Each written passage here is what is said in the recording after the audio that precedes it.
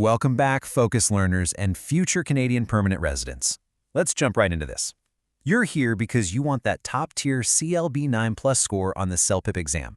And to get there, you can't just speak English. You need to prove you speak Canadian English. Today, we're bringing you an intensive, bilingual vocabulary explainer focused entirely on medical terms. Mastering these specific, highly localized words is absolutely crucial for maximizing those lexical resource points. So, let's upgrade your vocabulary right now. Here's our game plan for today. We'll be moving through symptoms and physical sensations, then into medical treatments and pathogens, and finally, body functions and health status. All right, Section 1, Symptoms and Physical Sensations, 辨证与身体感受. Our first word is chronic, 慢性的,长期的. Now, what's really fascinating about this word is its deep connection to the Canadian context. Since Canada has a free public healthcare system, wait times to see specialists can get pretty long, which makes chronic diseases a massive social and medical talking point. You're going to want to use collocations like chronic pain. For your CELPIP strategy, think about speaking task 6, where you have to handle a difficult situation. Telling a boss or a friend, hey, I won't be able to attend due to a flare-up of my chronic back pain is a literal 5-star top-tier excuse. It just sounds incredibly natural and native. Next up on the list, nauseating. 令人作呕的,使人厌恶的. So, the crucial takeaway here is that Canadian municipalities take garbage sorting and community hygiene very seriously. If you get a writing task 1 where you need to shoot off a complaint letter to the city about a smelly dumpster or a neighborhood issue, do not just use a basic word like disgusting or very bad. Upgrade it. Dropping in the collocation nauseating smell is a 4-star vocabulary move that instantly boosts your lexical resource score. Moving right along, we have acute.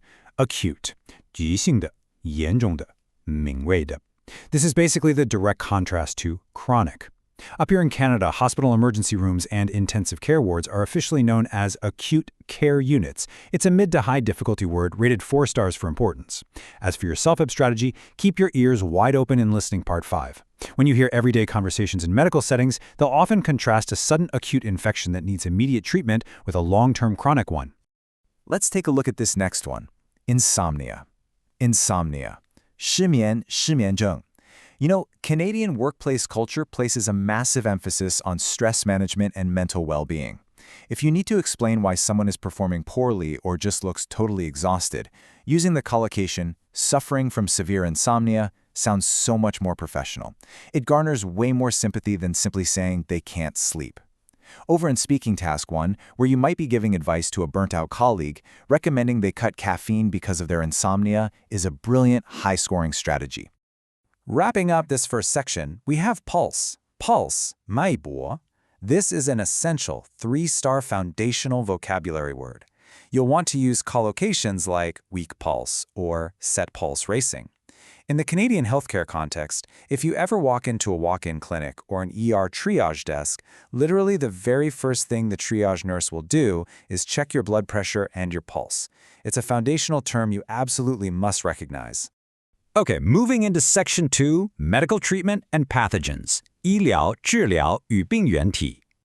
First up is a word you definitely all know, but you need to use it strategically. Medical. 医疗的,医学的. Notice these collocations, medical technician or medical emergency. This brilliantly illustrates a key piece of Canadian culture. A medical emergency is the ultimate undeniable excuse for missing school or work. No one will question it. For Speaking Task 6, if you're stuck trying to figure out a reason to reschedule a meeting, saying I have an unexpected medical situation is a completely foolproof 5-star strategy. Next, we have antibiotics. 抗生素. You'll want to pair this with words to create collocations like oral antibiotics or taking a course of antibiotics. Now, Canada has extremely strict prescription rules. Doctors here will absolutely not prescribe antibiotics for a common cold. They only prescribe them for confirmed bacterial infections. This makes it a 4-star heavy hitter in listening sections featuring pharmacies or doctors. Watch out for the stress and spelling on this one. It trips a lot of people up. Building right off that, we have infection, 感染,传染病. Top collocations to use here are bacterial infection or develop an infection. If you're tackling a listening task set in a Canadian walk-in clinic, which by the way is a super common test scenario, this 5-star word is almost guaranteed to pop up when the doctor is delivering a diagnosis. Make sure you recognize both the noun infection and the verb infect. So, what actually causes those infections? Bacteria, bacteria, bacteria. Notice that bacteria is the plural form. You'll want to use collocations like harmful bacteria or a buildup of bacteria. Canada has notoriously strict food safety regulations. Because of that, in the CELPIP reading or listening sections, if you encounter a scenario about restaurant hygiene complaints or food poisoning, the root cause being discussed will almost always be bacteria. Our next term is cancer. Cancer, IGN. Great collocations include specific types like lung cancer or broader phrases like cancer research. In Canada, community charity events, fundraising drives, and charity runs for cancer research foundations are incredibly common.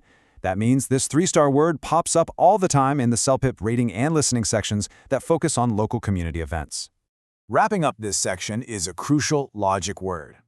Effect. Effect. 效果, 影响. Note these key collocations. Long-term effects and side effects. Up here in Canada, when you pick up a prescription, pharmacists are legally required to verbally explain the side effects to you before you leave.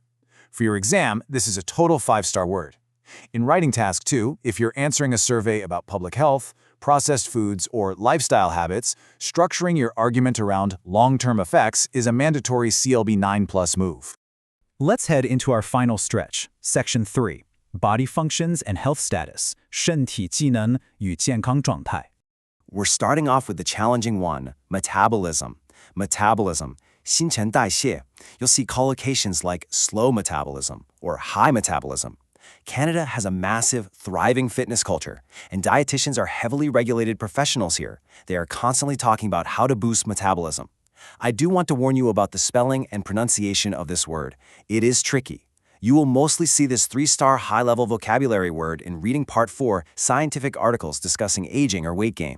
Next is nutrients. Nutrients, 营养素, 营养物质. The absolute ultimate collocation here is essential nutrients. I am super excited about this one because it ties directly into everyday Canadian knowledge. Pretty much every Canadian knows about Health Canada's food guide, which basically dictates how to get your essential nutrients. When you're tackling writing or speaking tasks about healthy diets, school lunches, or childhood development, dropping this 4-star word shows the examiners you truly understand the local context. Moving on to muscle. Muscle, 肌肉. Notice collocations like muscle activity and muscle pain.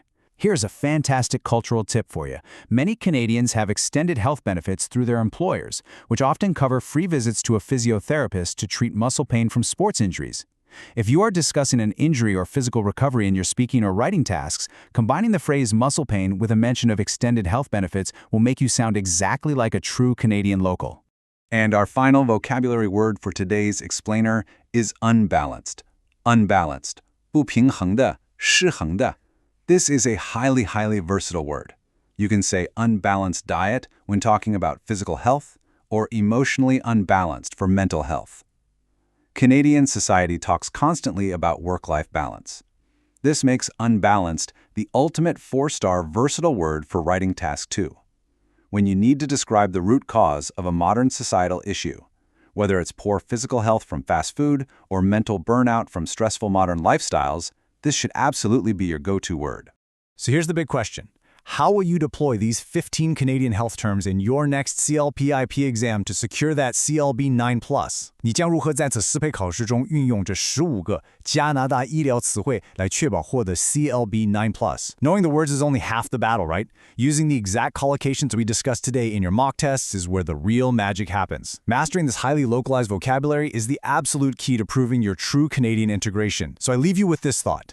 When you sit down for your test, will you just speak English, or will you prove you are ready to be Canadian? Thanks so much for joining me for this explainer. Get out there and start practicing.